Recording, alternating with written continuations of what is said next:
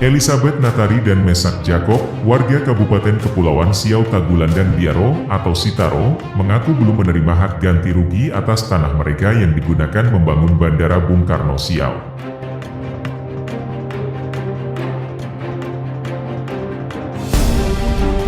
Ganti rugi tersebut, menurut Mesak dan Elizabeth, harusnya sudah mereka terima sejak tahun 2018 lalu, namun hingga saat ini belum juga mereka peroleh.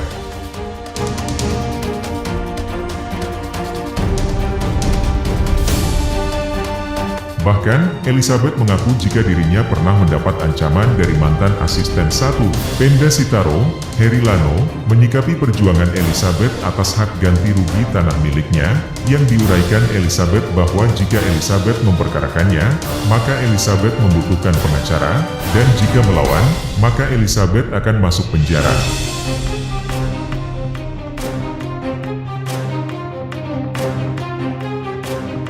Elizabeth mengakui jika terdapat berbagai kejanggalan yang ditemuinya dalam proses ganti rugi tanah miliknya itu, yang dialaminya sejak tahun 2016 hingga memasuki tahun 2022.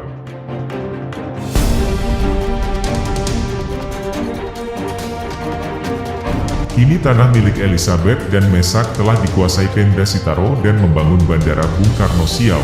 Namun hingga saat ini, Elizabeth dan Mesak belum menerima hak ganti rugi atas tanah miliknya itu.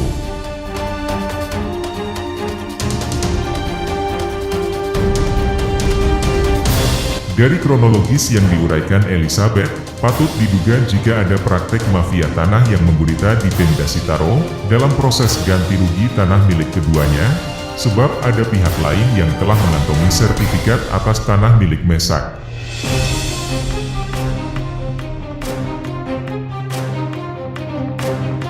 Dan kepada Elizabeth juga diakui Elizabeth jika dirinya masih terus dipersulit dan belum memperoleh ganti rugi, dengan berbagai alasan yang menurut Elizabeth belum ada kesimpulan jelas atas permasalahan yang dihadapinya itu.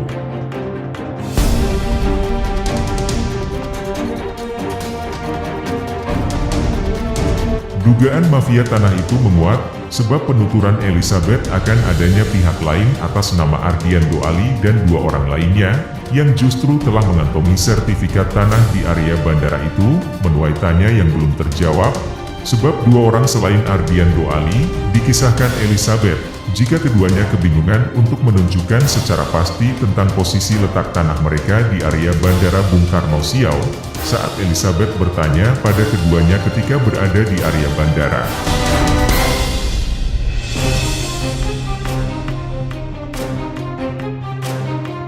Kini Elizabeth dan Mesak hanya bisa mengelus dada dan berdoa kepada Tuhan Yang Maha Kuasa, agar memberikan solusi terbaik bagi mereka.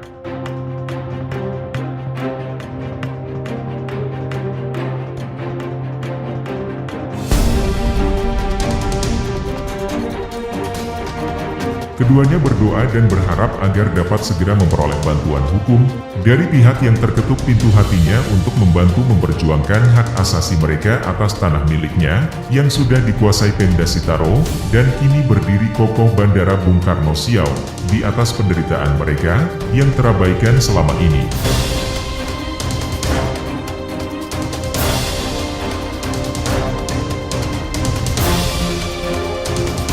Berikut adalah penuturan kronologis permasalahan ini oleh Elizabeth, yang berhasil dihimpun tim investigasi RDTV.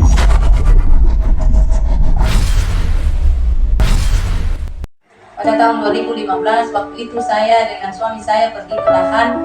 Kami kaget ada nama Adwali di bawah lahan kami.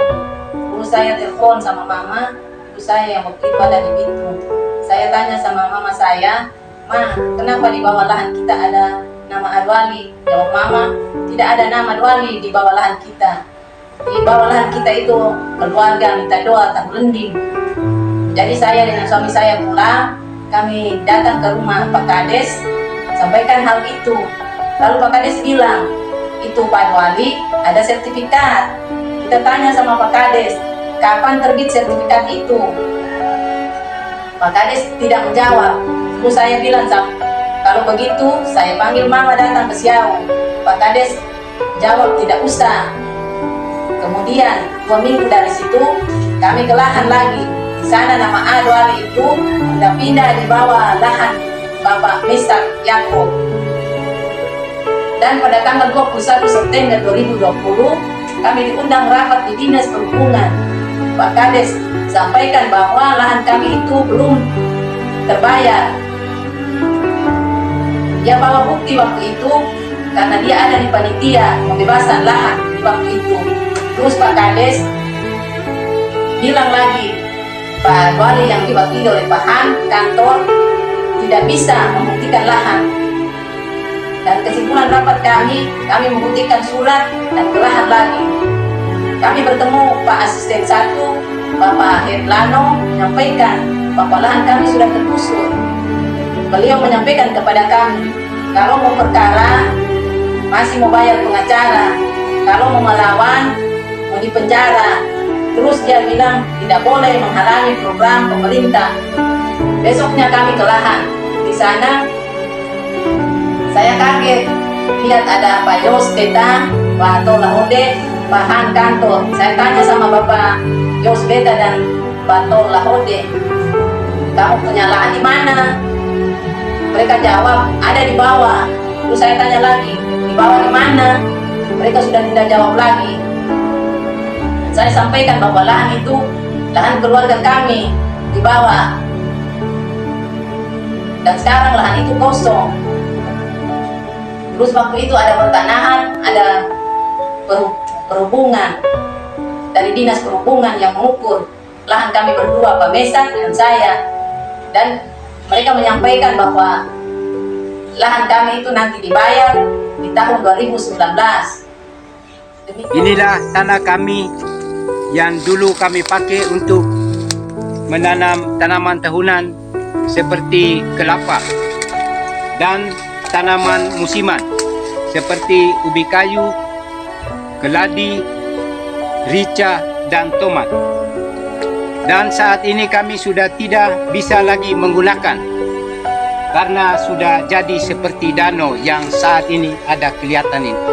Kemudian kami juga tidak tahu apa guna daripada drainase yang sudah jadi ini. Di sebelah kanan saya ini ada 50 meter milik saya sudah dijadikan drainase.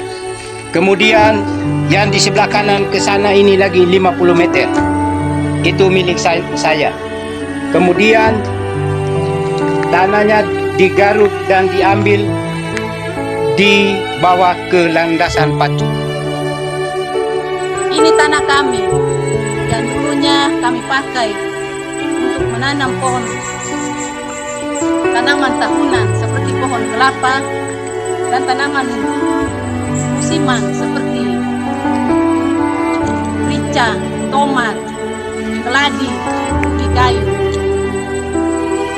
Dan tanah ini sudah menjadi seperti kolam yang ada di sebelah kiri saya dan yang ada di sebelah kanan saya ini sudah menjadi seperti ini. Tanahnya digarut oleh pemerintah daerah, taruh di landasan pacu yang ada di sana. Dan ini pun jadi drainase yang ada panjangnya 100 meter. Sudah tergusur dan tanpa ada pemberitahuan kepada kami selaku ahli waris atau pemilik lahan, dan hasil galian C atau sirtu digeruk untuk dibawa di area bandara dengan maksud menimbun landasan pacu, dan kami selaku ahli waris tidak mendapat sepeser pun dari hasil galian tanah kami. Dan kami sudah mendatangi pihak-pihak terkait, mulai dari kepala desa, camat, dinas perhubungan, asisten 1, sekda, bupati, serta anggota DPRD. Tetapi sampai hari ini kami dibuat bolak-balik ke sana kemari, tetapi sampai hari ini belum mendapat keadilan.